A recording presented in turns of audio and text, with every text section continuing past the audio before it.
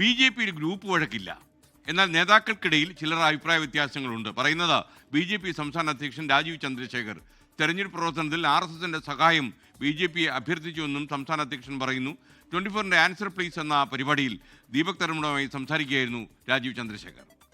ഞാൻ ഇവിടെ വന്നപ്പോൾ എന്നോട് ആദ്യം പറഞ്ഞത് നിങ്ങൾ ഭയങ്കര ചാലഞ്ചായിരിക്കും ഗ്രൂപ്പിസം എന്നോട് പറഞ്ഞത്.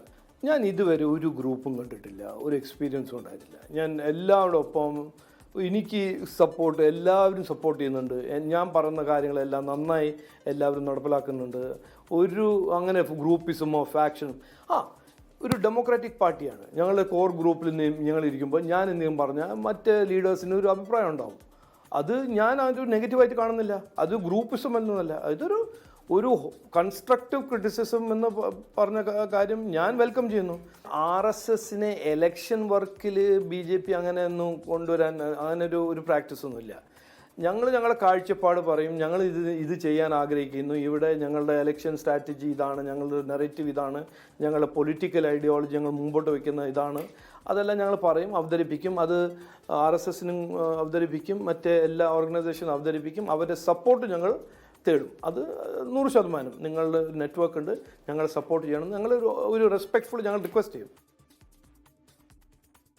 ബി.ജെ.പി സംസ്ഥാന അധ്യക്ഷൻ രാജീവ് ചന്ദ്രശേഖറുമായി സംസാരിച്ച ദീപക് തർപ്പണം തത്സമയം കോഴിക്കോട് നിന്ന് ചേരുകയാണ്. Deepak, good morning. ശരിക്കും ഗ്രൂപ്പ് വഴക്കില്ല, അഭിപ്രായ വ്യത്യാസങ്ങൾ മാത്രമാണെന്ന് അദ്ദേഹം പറയുമ്പോൾ അദ്ദേഹം പറയാതെ പറയുന്ന കാര്യങ്ങൾ എന്താണ്?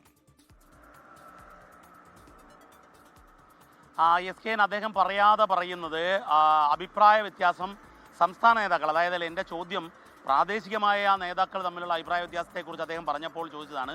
ഇത് സംസ്ഥാന തലത്തിലില്ലേ എന്നുള്ളതായിരുന്നു ചോദ്യം. അദ്ദേഹം പറഞ്ഞത് ഓഫ് കോഴ്സ് ഞാൻ വലിയ കമ്പനികൾ മാനേജ് ചെയ്തതാണ്, കമ്പനികളിലെ പ്രധാന ചീഫ് എക്സിക്യൂട്ടീവുകൾ തമ്മിലടി ഒഴിച്ച് ബാക്കിയെല്ലാം നടക്കുന്നുണ്ട്, അത് സ്വാഭാവികമാണ്, അത് പാർട്ടിയിലുമുണ്ട്. പക്ഷേ എന്നാൽ അത് ഗോളിനെ തകർക്കുന്ന രീതിയിലുള്ള ഒരു ഗ്രൂപ്പ് വഴക്കാകാതിരിക്കാൻ ശ്രമിക്കാറുണ്ട്, അങ്ങനെ ഇല്ല എന്നുള്ളതാണ്.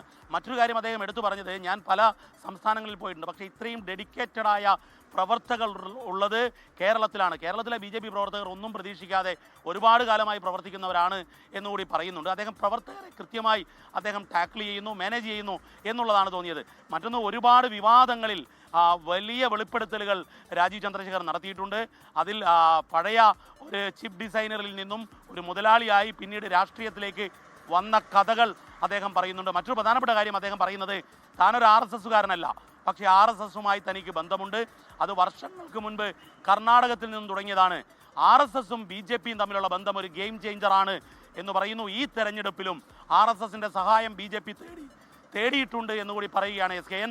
അതായത് കൃത്യമായി ആൻസർ പ്ലീസിൽ അദ്ദേഹം ഇതുവരെ പറയാത്ത ഒരുപാട് കാര്യങ്ങൾ BJPക്ക് അകത്തുള്ളത്, RSS ബാന്ധവത്തെക്കുറിച്ച്, അതുപോലെ ഒരു മുതലാളി എങ്ങനെ രാഷ്ട്രീയത്തിലെത്തി എന്നുള്ള കാര്യം, എല്ലാത്തെക്കുറിച്ചും അദ്ദേഹം പറയുന്നുണ്ട്. ജമാഅത്തെ ഇസ്ലാമിയും SDP-യും ഒരു ഡേഞ്ചർ ഓർഗനൈസേഷനാണ് എന്നുള്ളതാണ് അദ്ദേഹം പറയുന്നത്. അതുകൊണ്ട് തന്നെ ഹിന്ദു പൊളിറ്റിക്സ് BJP വിട്ടുപോകുന്നില്ല. ഹിന്ദുക്കളെ ഒഴിവാക്കിയല്ല BJP ക്രൈസ്തവ മേഖലയിലേക്കുള്ള കടന്നുകയറ്റം എന്നുകൂടി പറഞ്ഞു വയ്ക്കുന്നു. ഇത്തരത്തിലുള്ള തിരഞ്ഞെടുപ്പിൽ എന്താണ് ലക്ഷ്യം, തിരുവനന്തപുരം കോർപ്പറേഷൻ എടുക്കുമോ എന്നതുൾപ്പെടെയുള്ള എല്ലാ കാര്യങ്ങളിലും ഈ BJP പ്രസിഡന്റ് രാജീവ് ചന്ദ്രശേഖർ കൃത്യമായി അദ്ദേഹത്തിൻ്റെ നയം വ്യക്തമാക്കി ഉള്ളു തുറന്ന് പറയുകയാണ് SKN. താങ്ക് യു ദീപക് തരുണം. ആൻസർ പ്ലീസ് പരിപാടി ഇന്ന് വൈകുന്നേരം 5 മണിക്ക് 24 സംപ്രേഷണം ചെയ്യും. നമ്മളതിൻ്റെ ഒരു പ്രൊമോഷണൽ ട്രെയിലർ കൂടി കാണിച്ചു തരാം. ഓർമ്മിക്കുക, ഇന്ന് വൈകിട്ട് 5 മണിക്ക് BJP അധ്യക്ഷന് മനസ്സ് തുറക്കുന്നു. BJPയുടെ വോട്ട് കൃത്യമായി BJPക്ക് തന്നെ പോൾ ചെയ്യപ്പെടുമെന്ന് ഉറപ്പുവരുന്നു. കേരളത്തിലെ BJPയിലെ തമ്മിലടി കാരണമാണ് രാജീവ് ചന്ദ്രശേഖരനെ ഡൽഹിയിൽ നിന്നും കേരളത്തിലേക്ക് കൊണ്ടുവരേണ്ടി വന്നത്. ഈ LDFും UDFും മാനുഫാക്ചർ നെറേറ്റീവ് മുതലാളി എന്ന് പറയുമ്പോൾ ഇതൊരു ഡെറോഗേറ്ററി ടേമായിട്ട് നമ്മുടെ സഖാവുമാർ ഉപയോഗിക്കുന്ന, പിണറായി വിജയൻജിൻ്റെ മകള് മുതലാളിയാണോ? ഇത് ഡെമോക്രസിയാണ്, ഇത് കാൾ മാർക്സിൻ്റെ ചൈനയൊന്നുമല്ല, ആൻറ്റി നാഷണൽ ഓർഗനൈസേഷൻ. ഇത് പറയാൻ എനിക്ക് ഒരു മടിയില്ല. ഇവര് ഡേഞ്ചറസ് ഓർഗനൈസേഷൻ.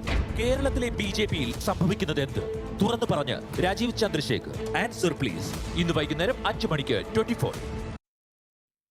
ലോകത്തെവിടെയായാലും ഏത് സമയത്തും 24 വാർത്തകളും ഓഗ്മെന്റഡ് റിയാലിറ്റി പാക്കേജുകളും എക്സ്പ്ലെയിനറുകളും വിശദമായി കാണാൻ ഞങ്ങളുടെ YouTube ചാനൽ നിങ്ങൾക്ക് സബ്സ്ക്രൈബ് ചെയ്യാം.